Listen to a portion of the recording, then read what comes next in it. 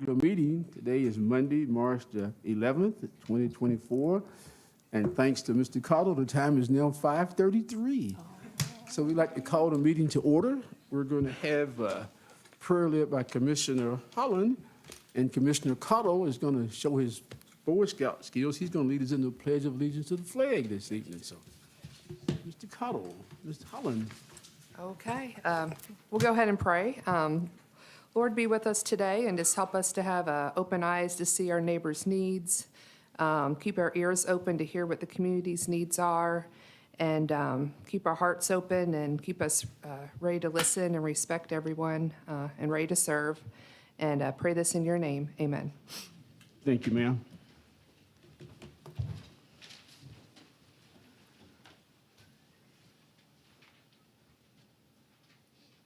Pledge allegiance to the flag of the United States of America and to the republic for which it stands, one nation, under God, indivisible, with liberty and justice for all.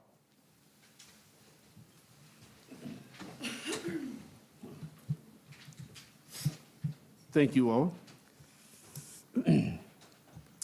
Next on our agenda is to approve our agenda, and the chair would like to entertain a motion to approve the agenda with one amendment, one addition, and that's item number 20. It's a letter addressed to Kinder Morgan. So the chair would like to entertain a motion to approve the agenda with that one new item. I'll move to approve the agenda plus item 20, the Kinder Morgan letter. Thank you, ma'am. Is there a second? Second. Thank you, ma'am. Any other questions or comments? Hearing none, all those in favor say aye. Aye. Thanks for approving our amended agenda. At this point, we pause to hear from the public.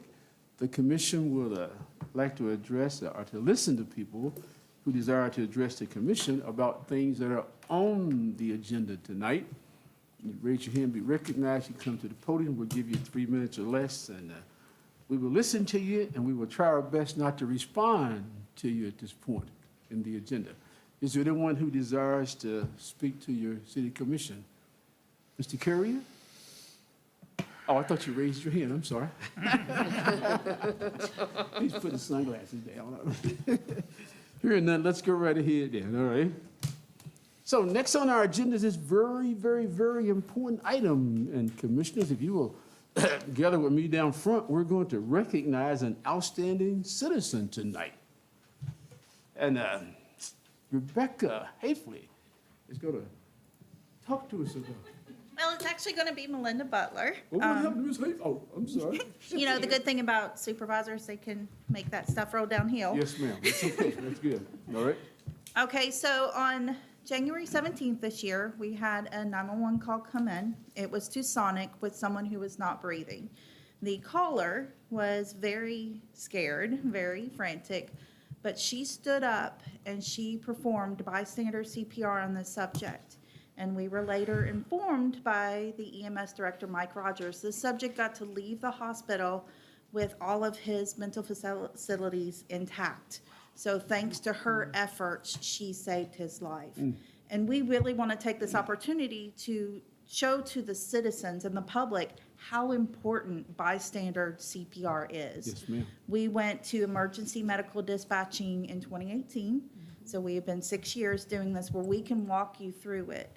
But this young lady showed some bravery and courage in the face of some very overwhelming odds, and she helped save this person's life.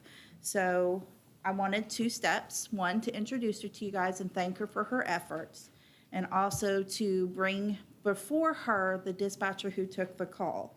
Sometimes the worst thing about dispatching is we do not get closure on these calls. We don't get to see these callers face to face and tell them what a great job they did, or because of what they did, it saved someone's life. So I am going to first introduce Miss Casey Lanham. She is only 23 years old and hasn't actually taken CPR since, you said, sophomore in high school? Yeah, it was about sophomore year in high school. So the thing that I was most impressed on this call, I've listened to it multiple times, is you can tell her emotional investment in this call. And she still stepped up and did it. I found a quote that was really impressive to me. The best heroes in the world are the reluctant ones. Courage isn't fearlessness, it's acting in the face of fear. So this is Miss Casey Lanham.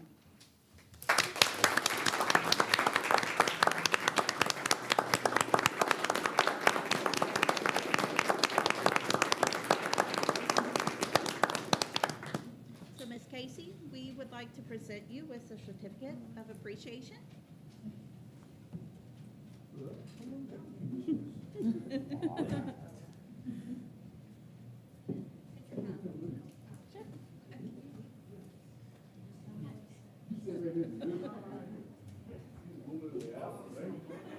It is March, right? Women's History Month.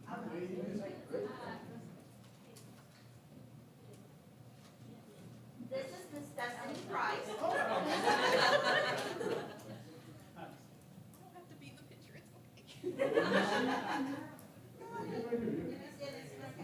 I know you all try to hide in the basement, but this is going to turn out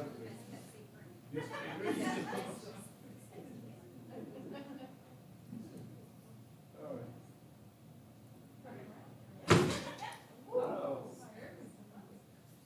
That was my money.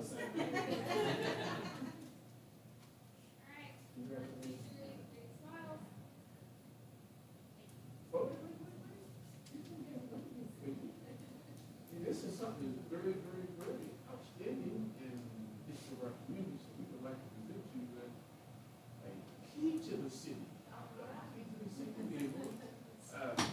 because even though they say you save just one, well, because of that, that one person gets to multiply past the board several times. So you never know how long or how lasting that impact will be. So congratulations on a very special young lady.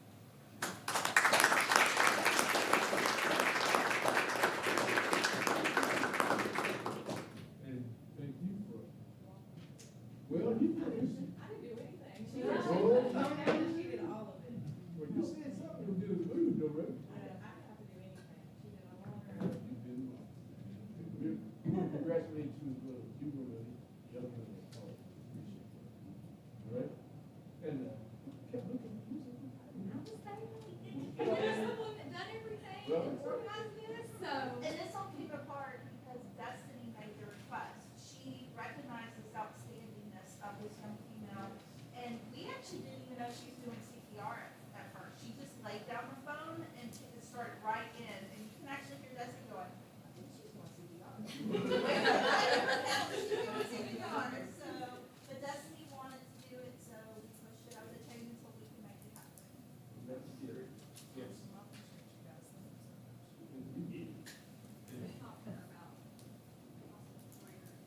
I think EMS has talked to her too, so. All right. Very special. Wow.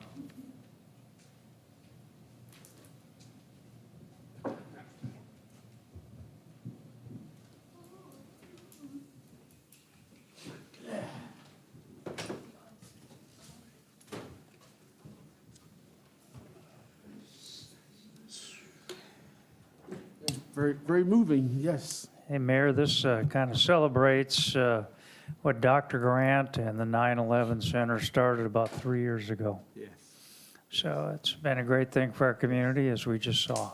yes. Well, you never know when you're going to have to use it. But, man. Oof. Well. Okay, let's move along. The next item on our agenda is the Dolly Parton Imagination Library presentation, and Amber Schwartzer is going to do that along with some other friends. Did I mess it up enough for you tonight? Kevin gave me a cheat sheet to use up here, right? That was me. All right, we came to talk to y'all today about Dolly Parton. I'm gonna let Colleen go first. She's gonna tell kind of what her part is in it, and then Kate Snyder is gonna also talk. And we just kind of want to bring forth some information and let you know that we have Dolly Parton Imagination Library in our community. It's a great service that we have. Good evening. Thank you for having us. I'm Colleen Hall. I'm the new director of the library. So if you're looking for Georgia, sorry, it's me now. We are part of a community-wide Dolly Parton committee. And I just am going to tell you a little bit about Dolly Parton because not everybody knows how it's structured. So Dolly Parton started the Imagination Library in 1995, and she purposefully designed it for community engagement and community participation. And her goal was to promote, of course, early literacy by sending books to children, but also in a subtle way to also promote it among adults by requiring community participation so that the adults in the community have some quote-unquote skin in the game. That's her model. So the skin in the game is the funding. So she makes it very affordable for communities to participate. And in Kentucky, as you probably know, the legislature recently allocated money that pays for half of what the community would owe for each child. And Kate's going to talk some more about that. But I wanted to just stress that we couldn't do this unless the community participates. And so we are still required as a committee, and we're just a group of volunteers, to send funding every month to Dolly Parton in order to provide the children in our community with books. And Amber's going to tell you the numbers that we have. So when we all got together and we decided to do this, it was a community collab thing. And I really wanted, for working with Parks and Recreation, with the kids that we have in our community, I really wanted to be a part of it in some way, somehow. When I first graduated college, I lived in Bowling Green, and we had Dolly Parton there. So my kids have received a book for Dolly Parton for over 10 years. Started in Bowling Green. I have a 10-year-old, a 7-year-old, and a 4-year-old, and she's going to be 5 in November. And so once November hits, that's the last time we'll get a book in our house. So it started in Bowling Green for me, and then it changed when we moved up here. And Dolly Parton, the address follows you when you move. So there's no lapse in getting a book for your child or anything. So right now we have 950 active kids in our community that are receiving a book, and we've already graduated 450 kids. So that's a total of 1,400 kids that we've served just here in Boyle County. Kids birth through 5 years old are eligible to participate. And it's really easy to sign up. Kate will tell you some more about it, but we've got a Dolly Parton website, and you go in there and you can input your information, or we've got papers that parents can fill out, and then I'll input the information for you. That's our part at Parks and Recreation, is that we do the back end of it. So I get all the information when the parents send it all in, and I approve them, and then they get into the system, and within a month they'll start receiving a book for their child. So they'll start receiving that book, and the Dolly Parton Company actually sends those books out. We don't have the books here in hand. They get sent out from where her headquarters is. And then I'll let Kate finish up with it. Hi, I think I know everybody, but for the listening at home, I'm Kate Snyder. I own Plaid Elephant Books, the bookstore, and I'm on the steering committee for the Dolly Parton Imagination Library here in Boyle County. And yeah, just to sort of reconfirm that, the way that the chapters of Dolly Parton Imagination Library are set up is by county. So any county that wants to participate in the program has to form its own volunteer-run steering committee to help with the sort of administration, recruiting families, and then also with its fundraising commitment. So there was a big push to get the Imagination Library up and running more fully in Kentucky 2 years ago. And so there are now Imagination Library chapters in almost every county in the state. We may have hit all of them by now, which is really exciting. But that does mean that each individual county is sort of responsible for managing their program with community involvement. And what's interesting is, too, that when you start a new chapter, the Imagination Library Dollywood Foundation gives you sort of goals for enrollment. They see how many kids are eligible in your county, and then they say, okay, here's what you can expect. Here's how many, try to enroll this many in year 1, try to get to this number by year 2, try to get to this number by year 3. And within 6 months of starting the Boyle County chapter, we were at our 3-year goal already.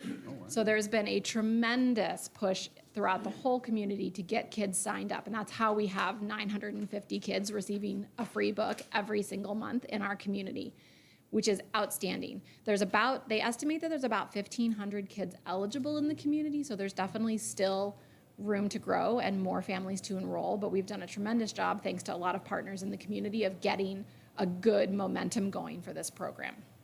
The flip side of that is that by having hit our 3-year enrollment goals, we're also at our 3-year fundraising expectations much sooner than anybody would have expected. The way that that works is, and I think this is one of the big things that we wanted to come and sort of talk about, is that the general assumption is that the Dollywood Foundation pays for all of the Imagination Library. I mean, it's right there in the name, Dolly Parton's Imagination Library. There's no cost to families. It is completely and entirely free to the people who are receiving the books. But the local chapter is responsible for raising $2.12 per child per month. So we kind of round that out for easy numbers. That's $25 a year per kid that's enrolled in the program that our local chapter is responsible for raising. So if you do the math on 950 kids enrolled, it turns into a pretty hefty fundraising commitment right now. Colleen alluded to the fact that right now the Kentucky State Legislature is paying half of that.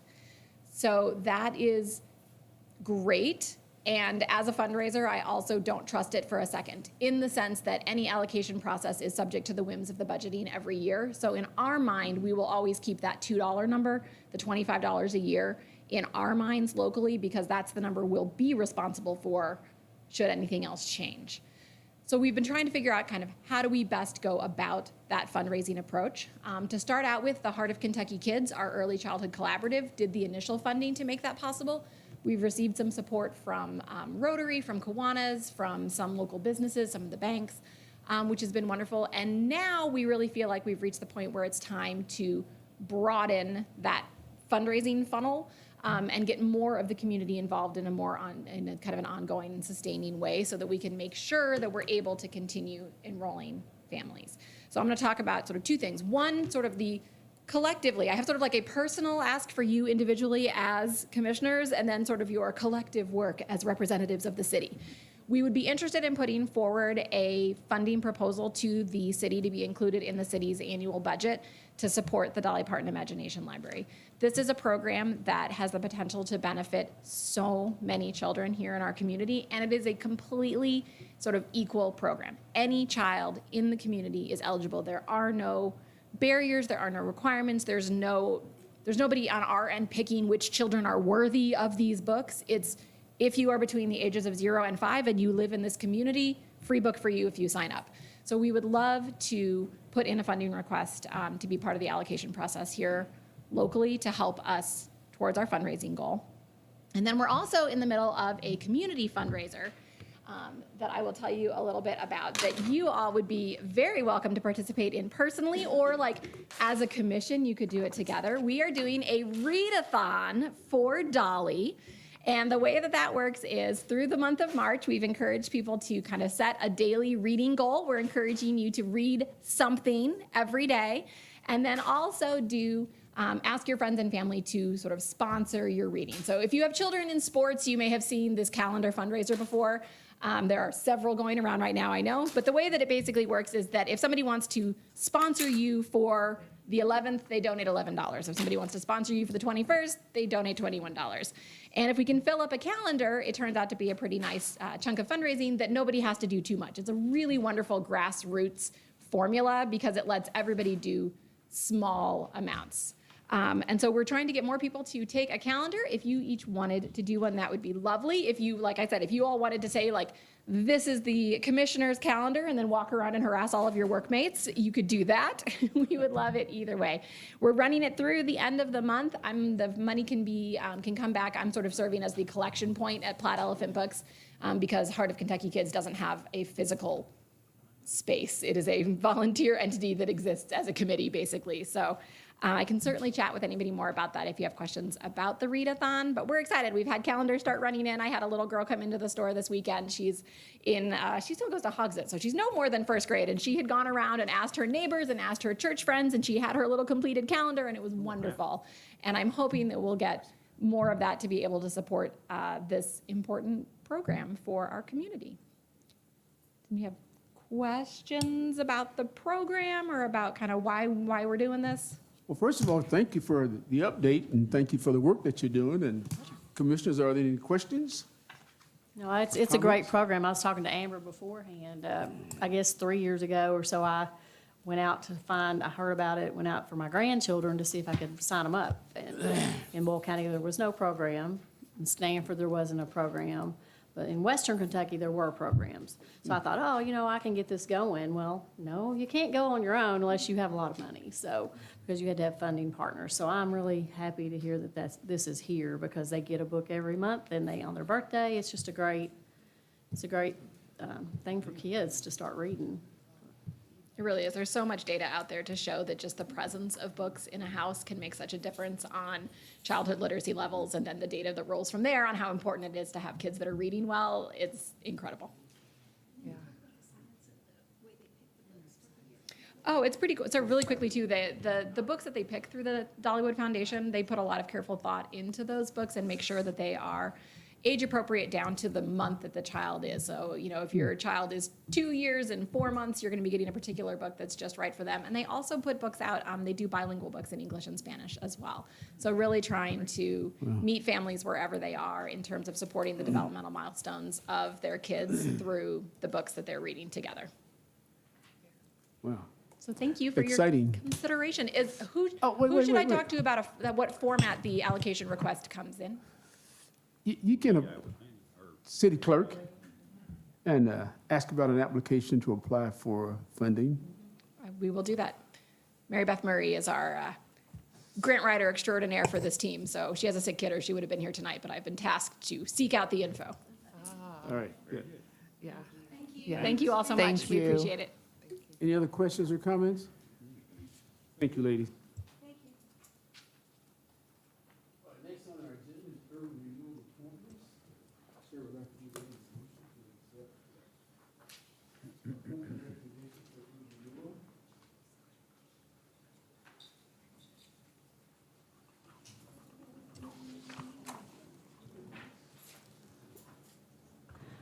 I would make a motion to approve the reappointments as presented. James Murphy, his term will expire February 28th, 2028. Carl Luttrell, March 31st, 2028. And Nina Kirkland, April 30th, 2028.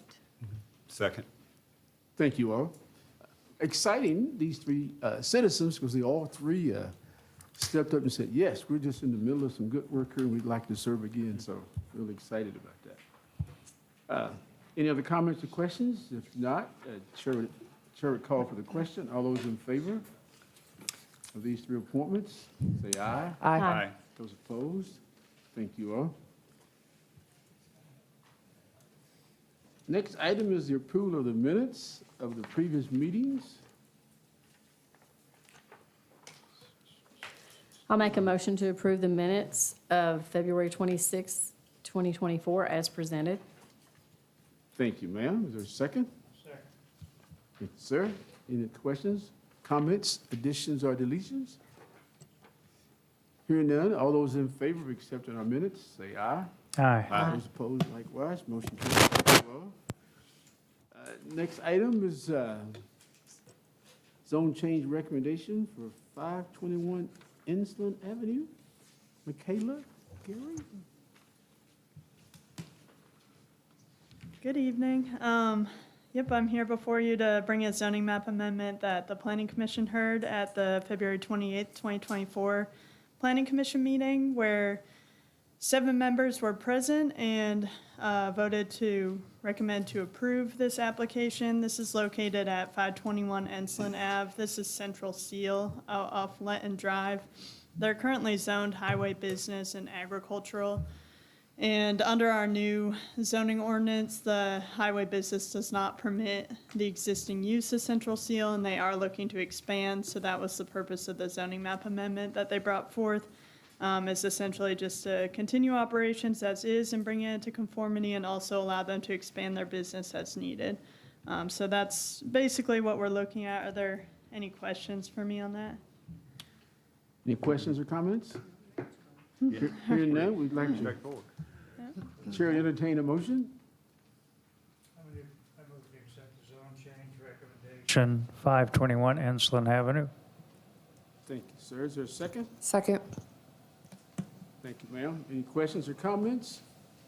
Hearing none, all those in favor of approving this zone change, say aye. Aye. Those opposed? Mayor, I'll prepare a first reading of that ordinance for your next meeting. Thank you, sir.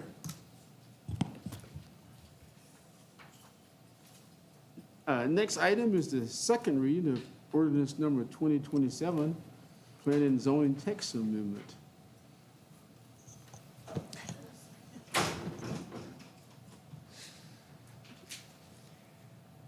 I move to accept second reading of ordinance number 2027.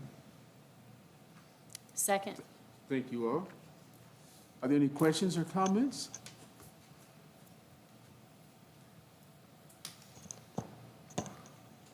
Hearing none, okay.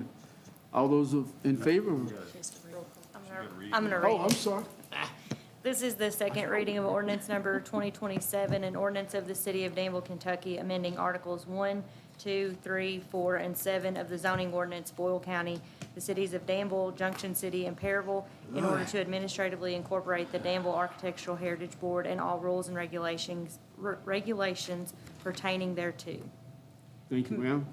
Roll call vote? Commissioner Cottle? Yes. Commissioner Peak? Yes. Mayor Atkins? Yes, ma'am. Commissioner Holland? Yes. Commissioner Saris? Yes. You know, we were moving right along, weren't we? That clock up there says it's 5 o'clock. I said, when? Okay. Thank you all. Next item is health insurance renewal proposal discussion. Mr. Bowood? All right, thank you, Mayor. In front of you, you'll have the proposal for our 24-25 health insurance renewal, which is a May 1st renewal. Taking a little bit different approach this year. Normally, we present this at the end of May, or excuse me, end of March for a request for renewal. Because there are some significant things to review, we thought it'd be appropriate that we bring it to the board for review of the proposal at this meeting, for discussion and feedback, but then also with a final recommendation coming in the March 25th meeting, which is the final date to make a decision and have contracts approved to meet that 5/1 renewal. So if it's okay with you, you've got the summary in front of you. I'm just going to go through and just try to top line what we've recommending through renewal, and then we can open it up for discussion and feedback at that point, if that's okay. So as far as the medical, we currently have Aspirant as our medical TPA. They've worked well for the cities. Staff is recommending renewing with them for the upcoming plan year. For the most part, their administrative fees are staying relatively flat. There is a marginal increase, but outside of that, staff does not see a need to change medical TPAs. The medical insurance is with Anthem Blue Cross Blue Shield. That is our current network. That network has provided us what we feel like is the best value for our member employees as far as scope of coverage and network coverage. We are, full disclosure, the city is looking at a significant increase on the medical side this year due to claims activity. To offset that, staff is recommending one change on the medical plan. Right now, that is to change our deductible and our maximum out-of-pocket limits. By doing that, that would save the city $170,000 in premium costs for the upcoming plan year, which even with those savings, that would be a 7.4% increase over the prior plan year. I was hoping to have these numbers before to put in the proposal, so I apologize, but I just got these back from our TPA today. Just wanted to share that, how that would impact our plan if we were to raise the accumulators, which is your deductible and max out of pocket. So what we pulled is we wanted to see how many people or members hit that maximum for this current plan year. So just as a summary, we have, the city right now has 491 members on its plan, 171 employees. Out of that, 4% has hit their deductible, individual deductible for the year. 2% has hit the family deductible. 18%, or excuse me, sorry, that was the maximum out of pocket. 4.5% has reached the max out of pocket on an individual, 1.4% on family plan. So when we look at these, what we call cost containment strategies, we want to try to make sure we have the minimum impact. So if we were to raise those deductibles, which right now what we're proposing is the city currently has a $750 individual deductible and a $1,500 family. We are proposing to change that to $1,250 on individual, $2,500 on family, with the hope of, again, offsetting some of the costs that the city would absorb under its health plan. So those are the major changes on the medical side. But looking at the numbers, it would have minimum impact based on claims activity to the plan as a whole, because very few plan members are hitting their maximum out of pocket at, year to date. Of course, we still have 3 months left on the plan, but that is one way that the city, we propose to offset some of the increase that we're seeing. Had we not seen that increase on the medical side, it'd probably been more in probably a 10% range if we don't adjust those accumulators as recommended. As far as the other plans, we're in good shape this year. On the Delta Dental plan, Delta gave us a rate guarantee, so those plans will stay the same scope of coverage, same rates for the current plan year as last year. Same thing with the vision plan that's administered through Delta. There's a rate guarantee on that as well. Also, our life and disability plans are with Hartford Insurance. Hartford has done a good job for us on our claims with disability and life claims. We also have a rate guarantee for them for the coming year. Our pharmaceutical assistance program, which is something I really want to key on because that has been a really big benefit to the city. What that is basically the city signed a contract 2 years ago with a company called Sharks. What that is whenever we have a high-cost medication, which is anything over $350, what it does, it shifts away from our pharmacy benefit plan, goes into the Sharks plan, and the city gets a discounted premium on those claims. Not premium, we pay a discount on those prescriptions. Currently, our admin fee for that program is $44,000 for the current year. Year to date, we have saved $213,000 in pharmacy claims, which is also $13,000 in member copays. And we're projected to save approximately $285,000 by the end of the plan year for the city, and then also $17,000 for the members. And so that has been a really big program for us to offset some of our medical costs. And their fee is going up next year, roughly $3,000, but we anticipate we'll have about $300,000 in pharmacy savings, which is obviously a good return on investment. And staff recommends, that we continue that pharmacy program. Our members seem to enjoy it. They get their pharmacy prescriptions through mail order, 90-day supplies.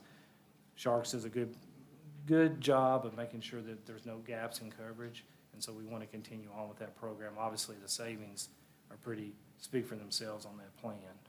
Because had we not had that, would have been another approximately $300,000 in costs that the city would absorb through the medical plan.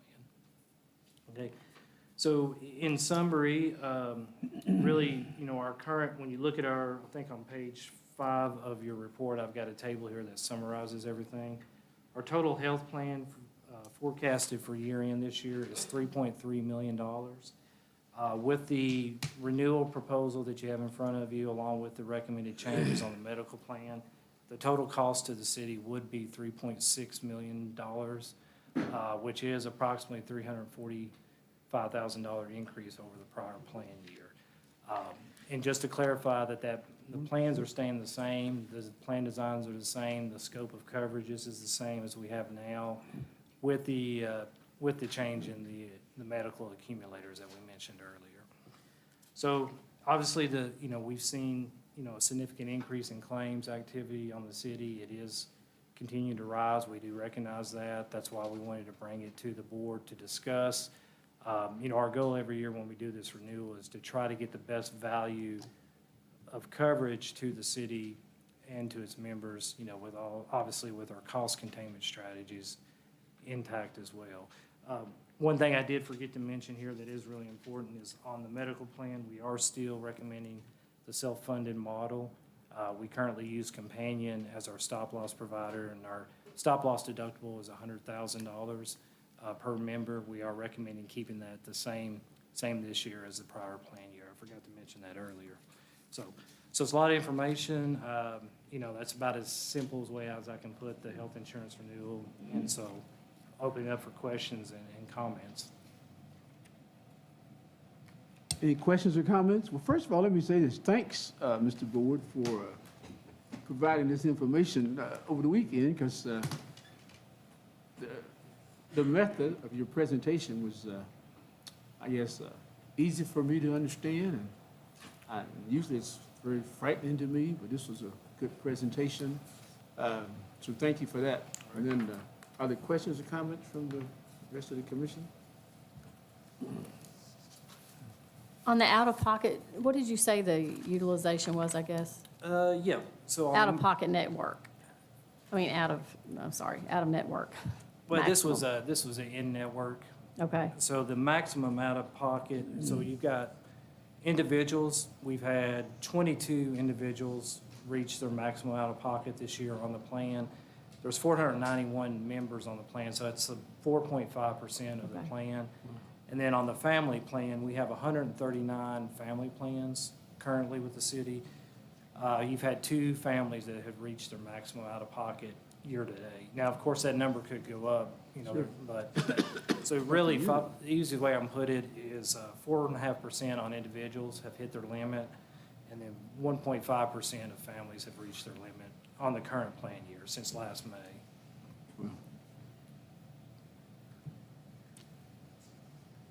Other questions or comments? thank you for getting it to us ahead of time and letting us have the 2 weeks to look at it. Yeah, and we thought that was very important. Obviously, with the significant increase, we wanted to bring that. But we would, again, we will have to, on the 25th meeting, have to have a final recommendation to meet our renewal deadline. Okay. I'm sorry. No, you go ahead. Did you, maybe I missed it, if we'd have kept the plan just like we had it, how much more would it have been? It would have been another $170,000. Okay. So you would have been looking at, instead of $346,000 increase, you'd be looking at roughly a $500,000 increase. Okay, thank you.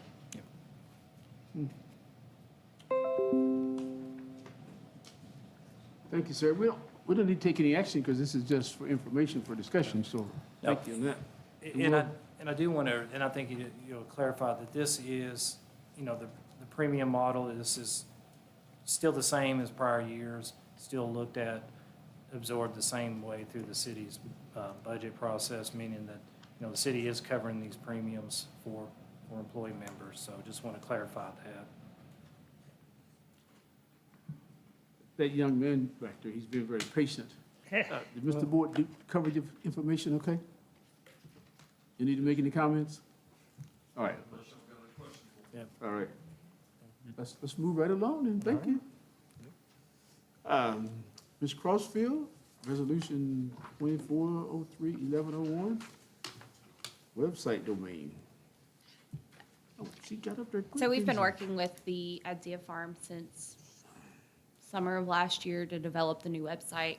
We are satisfied with the look and feel of the site, and we have them under contract for at least a few more months to help us maintain and continue to build on the site. So there's still a few things that we want to do, a few pages we want to transfer over, but this agreement will give us access to the back end of the website, a little bit more control over it so that we can make quick changes to the things that we need to do, because there's a lot of things we have to update pretty regularly, and so this will give us that access. Thank you, ma'am. Thank you. Any questions or comments to Ms. Crossfield? I move for approval of resolution number 2024-03-1101. Thank you, sir. Is there a second? Second. Thank you, sir. Any other questions or comments? Hearing none, all those in favor of this resolution, say aye. Aye. Those opposed? Resolution carries. Next item is Ms. Rader, 2403-1102, Sturgill Turner engagement letter. Thank you, Mayor and Commissioners. This letter of engagement, we occasionally use Sturgill Turner for legal representation and advice, typically for personnel matters. And this is just outlining their cost of services and asking for your signature. Okay. Is there a motion to accept this firm?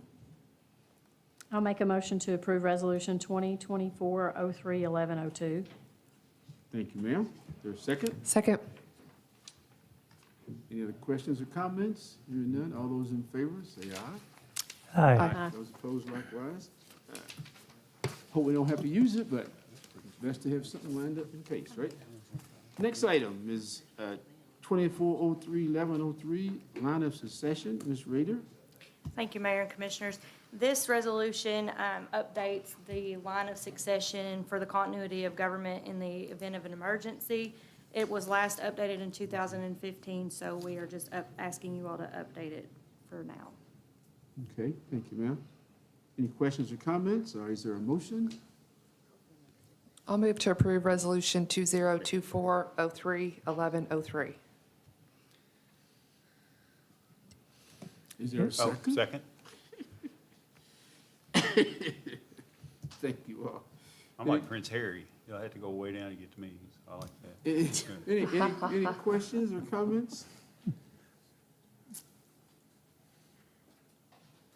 But if it were to come to Kevin, we'd probably have to wait a little bit, just so we know. Just a little bit. 5 minutes. This won't have an expiration date, will it? Just- We should actually be in a habit of doing this on an annual or every 2 years after each election. This should be updated for names, if nothing else. Okay. All those in favor? Aye. Aye. Those opposed? Thank you. We're at the stage in our agenda where we hear the public for the second time. This time the public can talk to us about things that are not on our agenda. We will listen and try to make very few comments. Anyone in the public wanted to speak to us tonight? Yes, sir, Mr. Hood, you want to come up? Yes, sir, you know the routine. You've been here for 99 years. Easy. My name is James Hunn. Yes, sir. I live on 1009 East Main Street. I just, urban renewal report, I missed it. I didn't, y'all report somebody? I didn't hear it. The urban renewal? Yeah, I was running my mouth. I didn't hear it. Oh, yes, sir. We reappointed Mr. Murphy, James Murphy? James Murphy? Jay Murphy? Uh-huh. Oh, y'all crazy. Oh, my God. That's all he wanted to do, man. Hey, I hope that got on the recording so I can have him watch it, right? Okay. All right, anyone else?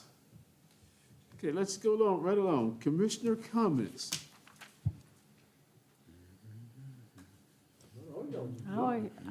I'm just going to have a couple of things. I just want to thank staff for the budget survey meeting that we had, or budget meeting we had in the basement. Not many people attended, and the department heads had their stuff all presented so professionally, so I appreciate that, for people to come in and talk to the department heads. So that was nice. Congratulate DCA on the girls going to the Sweet 16.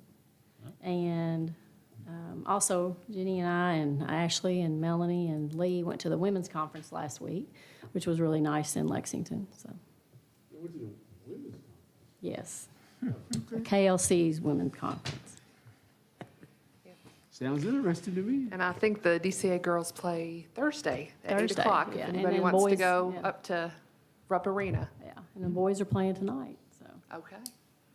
And several community members wanted to thank staff, and in particular, Melanie Crossfield for organizing the COVID-19 memorial service. So thank you.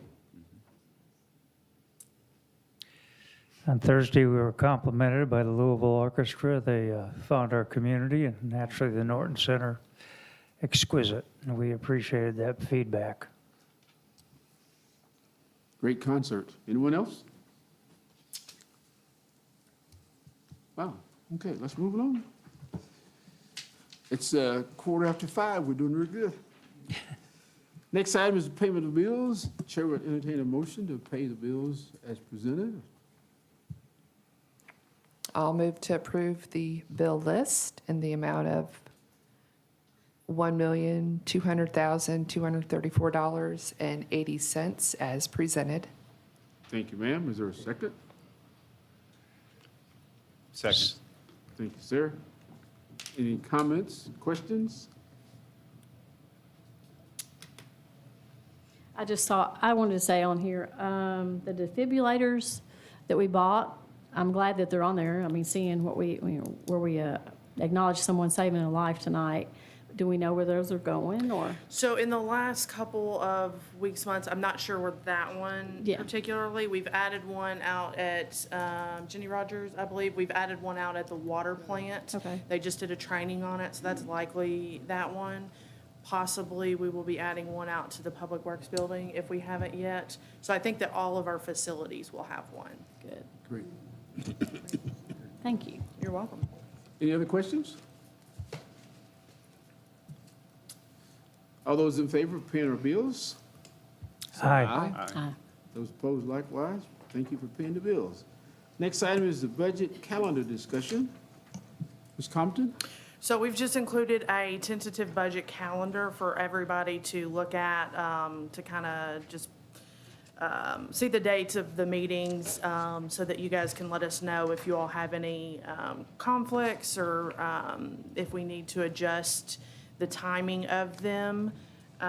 They all are scheduled currently on Thursdays at 9 a.m., other than readings, which are the current readings of the first and second readings are scheduled for just normal commission meetings.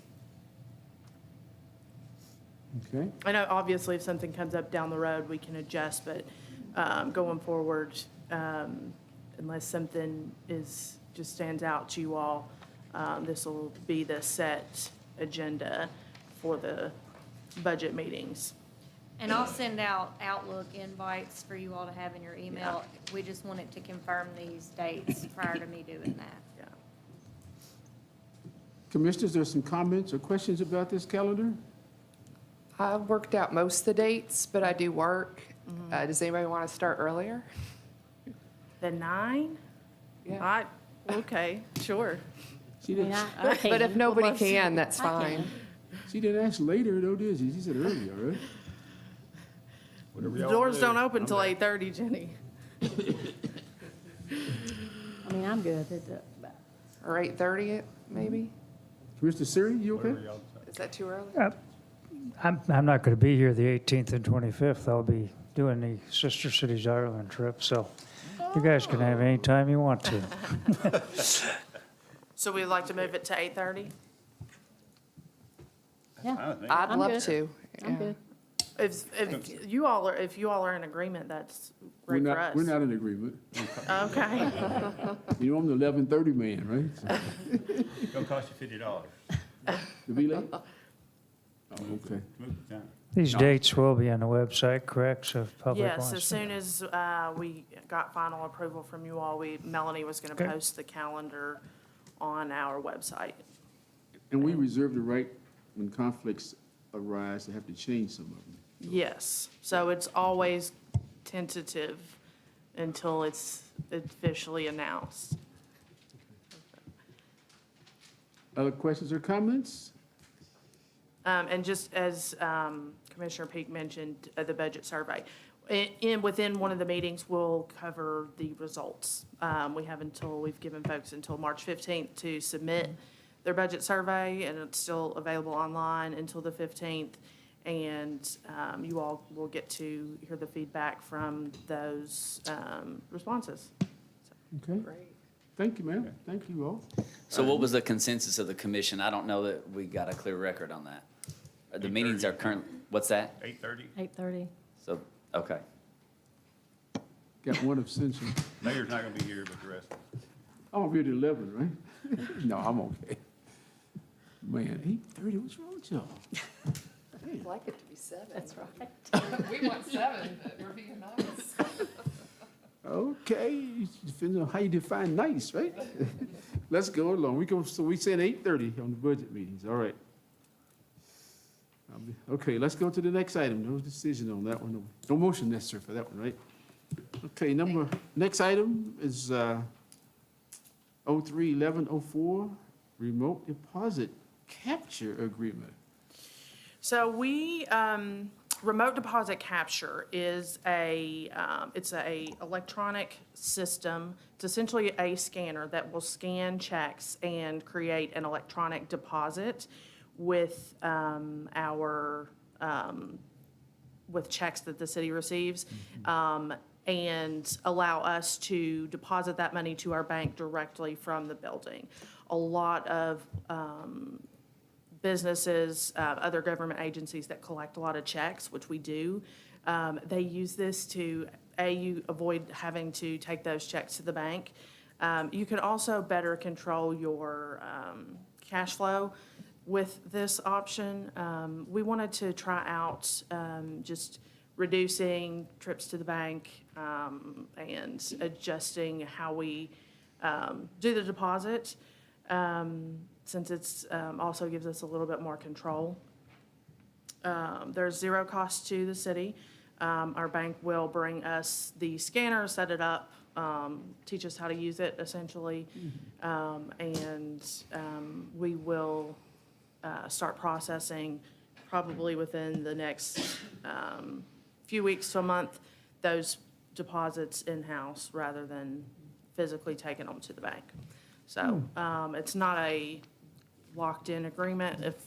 If I decide I don't like it, I'll come back and let you guys know that it just didn't work out for us. So we just want to try to get a little more into the 20th century, the 2020s.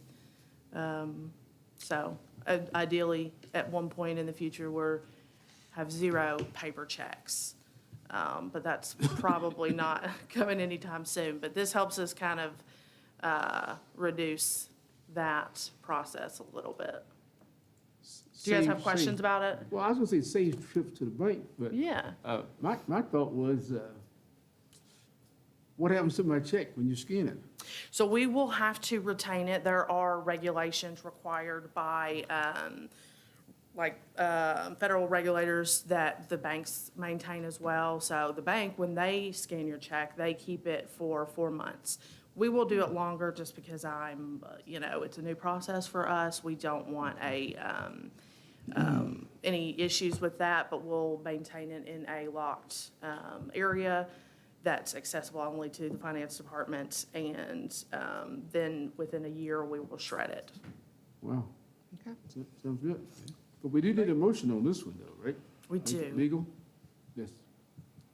Chair would entertain a motion? I'll make a motion to approve Resolution 2024-03-1104. Thank you, ma'am. Is there a second? Second. Thank you, sir. Any other questions or comments? I'd just like to comment for the community's sake, this is no charge. Yes, it is no charge to us. It's no charge to the customers. Banks promote this as an incentive, a business incentive.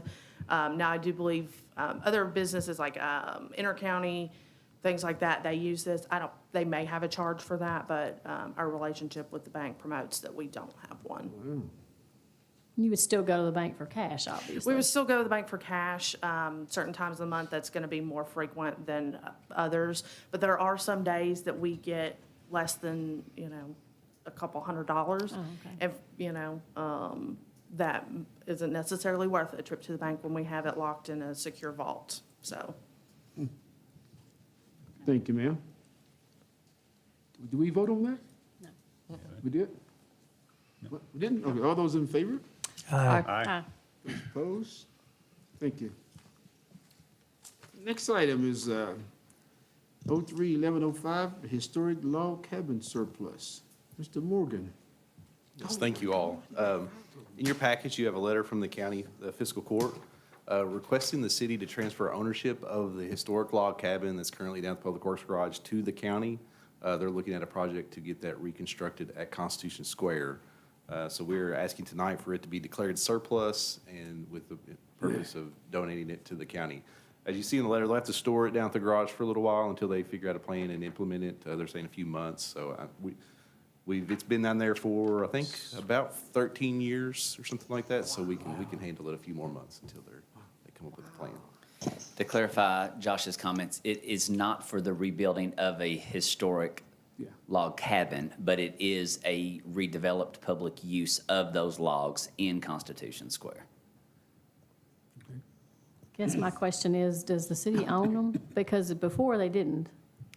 So, Here's the brief explanation of that. When these logs were discovered on, I believe on 3rd Street, it was determined that they were potentially part of the first outpost in Boyle County.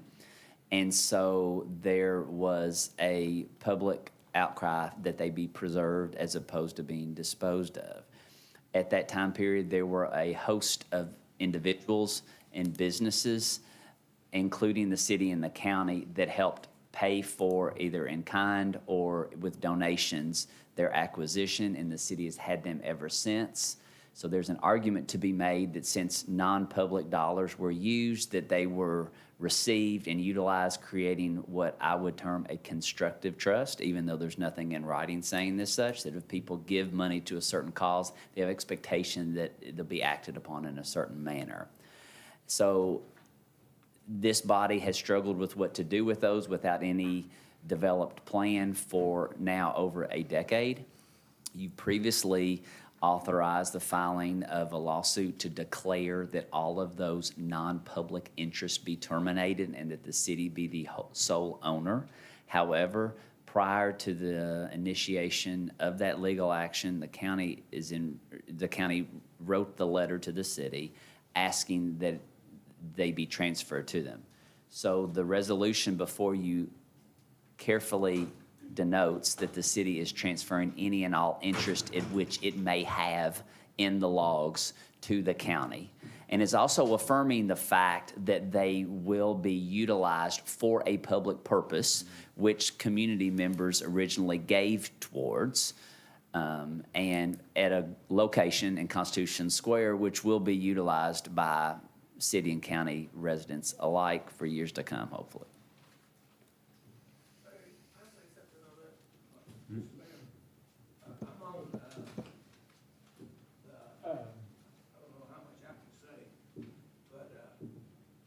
I'm on the Birthplace of Kentucky Committee. We're the one. I'm a member of the Birthplace of Kentucky member. And there is a design has been made for a shelter out of those logs in the park. So we don't know exactly where it's gonna be at, but we already have a drawing and everything. How it's gonna be made, and it's gonna be a shelter, be used for community action. I think y'all need to know that little bit. Well, thank you. You're welcome. I'm glad I allowed you to come back up here. Thank you. I asked. No, no, that's good. Well, the key is that there is a plan.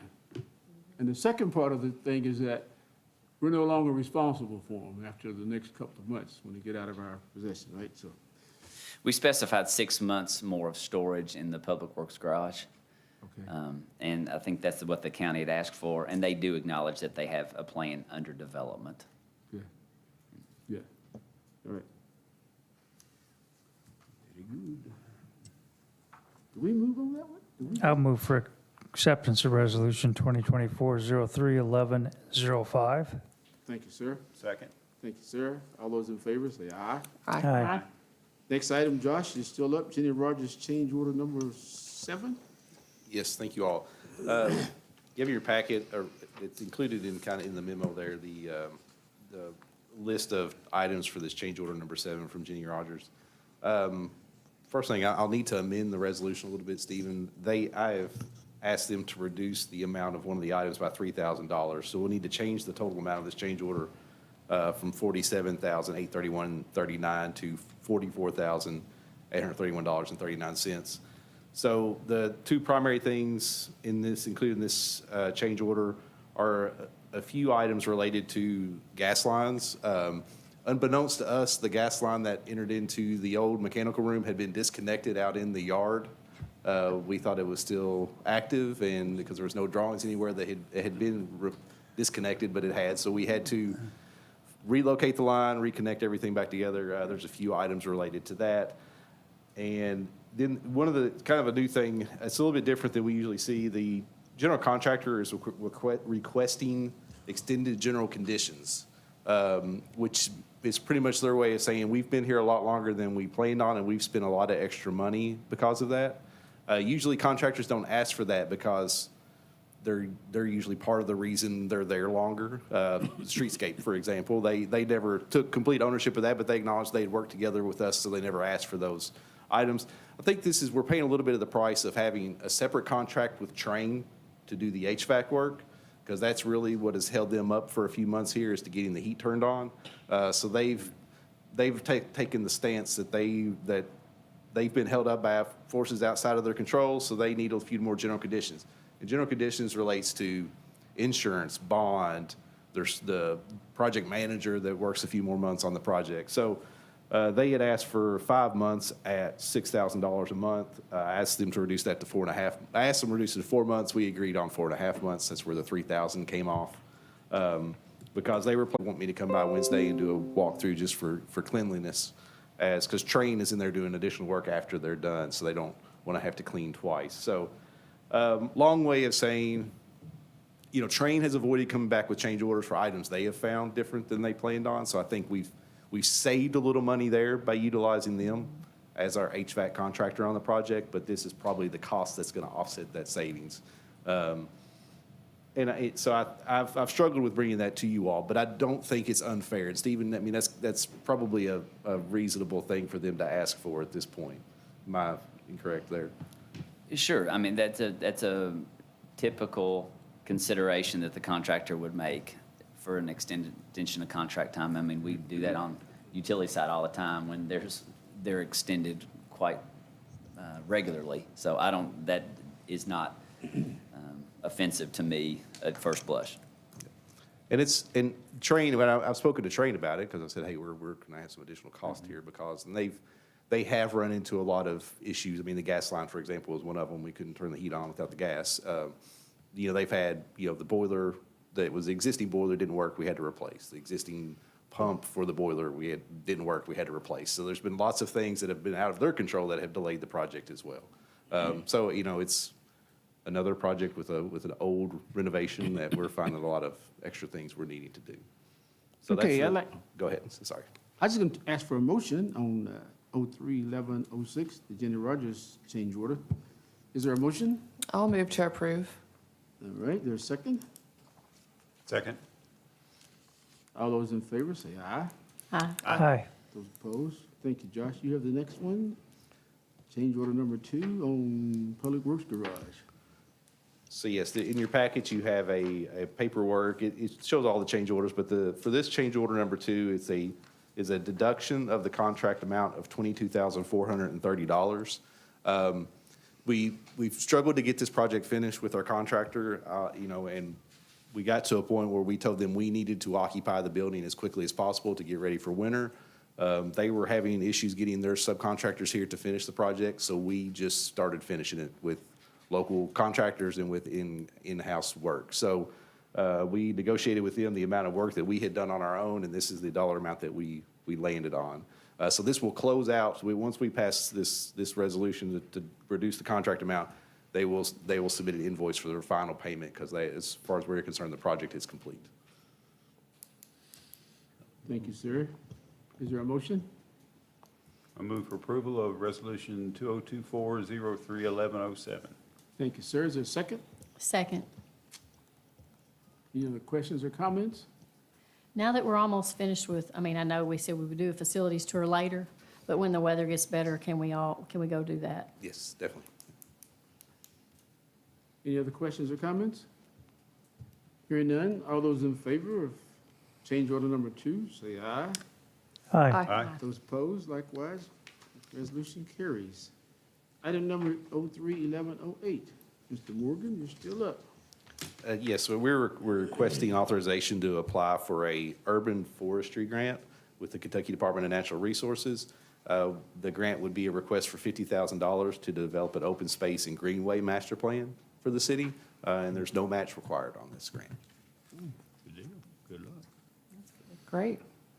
Yeah, I move for acceptance of Resolution 2024-03-1108. Thank you, sir. I'll second. Thank you, ma'am. You said no match, and they went right to work, didn't they? If I can ask a question real quick. All those in John- favor, Oh. say aye. Can Those opposed, motion carries. Thank you all. What's that? I wanted to ask Josh a question. Go Yeah, ahead. that's okay. Just aligned pretty well with the Trails Alliance and some of the efforts there.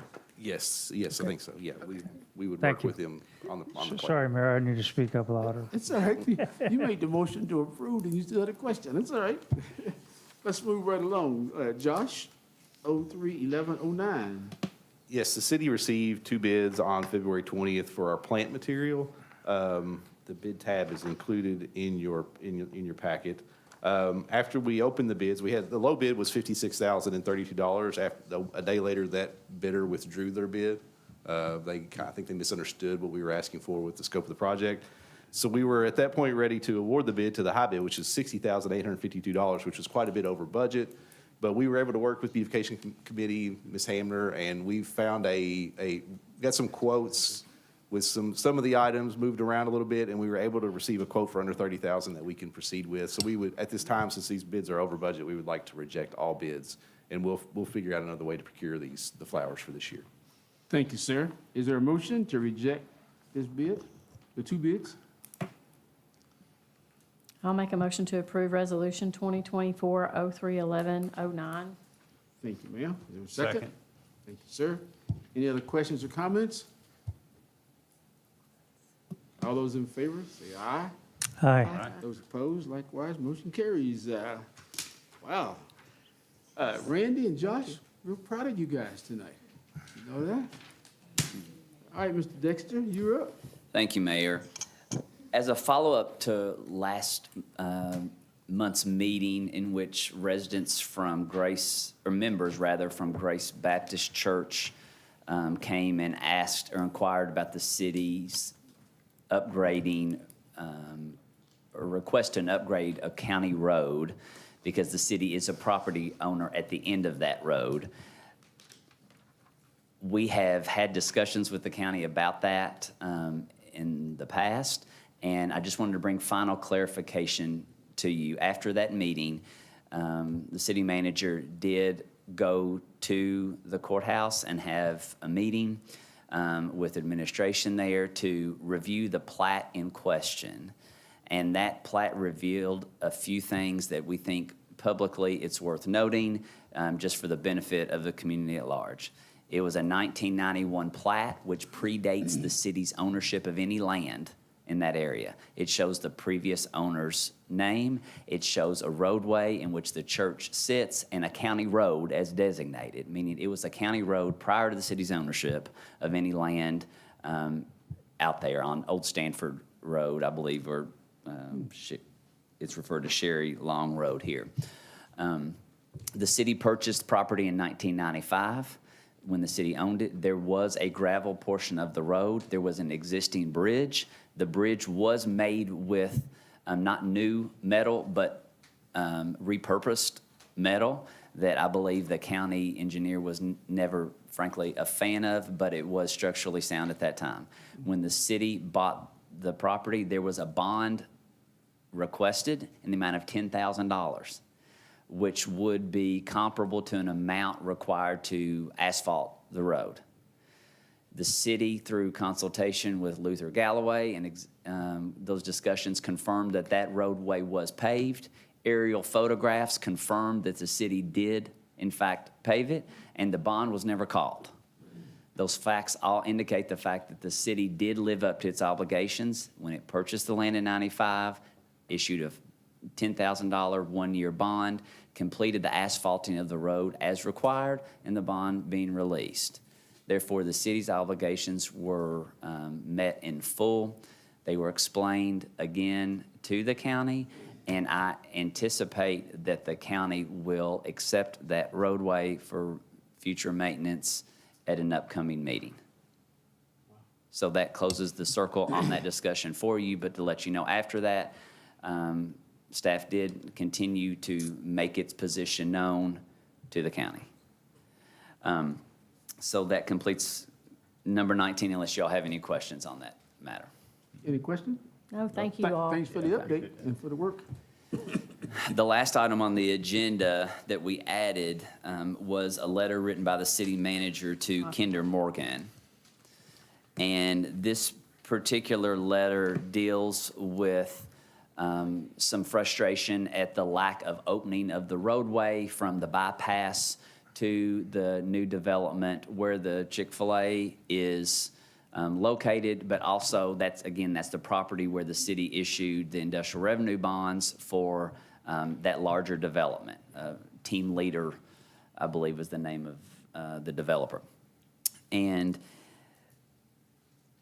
the point of the letter was twofold. There was frustration and lack of communication from the pipeline company to the city as of what safety concerns were there. Did greater measures need to be taken in order to protect citizen safety? Was it adequate what was done? The fact of the matter is there were repeated requests from on-site staff and representatives of Kinder Morgan that went unanswered or that there was no reasonable information provided. Repeated requests that a presentation be made by Kinder Morgan to this body and to the public at large had not been answered until this point. So the letter before you was an effort to mandate Kinder Morgan to appear before you, present a detailed plan of the safety concerns that they have and the reasonable steps that need to be completed by the end of March in order for that roadway to be opened. The city's concern of the roadway being open is it currently impacts not only right-of-way and access to an IRB site, but the city's water tower, as a municipal water provider, needs to have full access to its easement rights to the water tower, which are being inhibited at this time. Likewise, this letter was also sent to the developer, asking them to come to the commission with or present a plan to the commission for any steps that need to be taken for that roadway to be reopened by the end of March. Again, the city's goal is, one, to determine if there are safety risks. This body needs to know about them, and they need to know if sufficient steps are being taken to prevent any type of emergency situation. Second of all, there needs to be a specific plan presented to you so that they are addressed and that roadway is reopened in a reasonable manner as quickly as possible. I did want you to know that I was forwarded a voicemail late this afternoon right before I came to the meeting where someone from Kinder Morgan did reach out to the city manager and say that they confirmed receipt of the letter and that they wanted to inquire the status of the city's upcoming meetings in which they could come and provide a presentation. This particular individual was not aware that the roadway was not open and was not, that this was still an unresolved issue. So henceforth, one of the reasons to ask them to come here is to get all necessary parties in proper communication so our roadways are safe and open and that city's right-of-way is protected and not impede access to our water tower. Any questions or comments of Mr. Dexter? No. Well, no action is necessary? No action is necessary. All right. This is just an informative thing, to let you know a lot of the actions of the city manager and staff that isn't always communicated with you, but this is one dealing with the potential safety concerns that you should be advised of. Okay. That's all good. Unfortunately, the chair needs to entertain a motion to go into executive session. Yes, and that executive session would be for a personnel matter and a property acquisition. And no, I'm not making that motion. I move that we go into executive session, to executive session to discuss personnel pursuant to KRS 618101F and motion to go into executive session regarding potential real estate acquisition for which publicly at present stage might or would likely affect the value per KRS 618101B. Thank you, sir. Is there a second? A second. All those in favor say aye. Aye. Aye. Aye. Those opposed? Well done.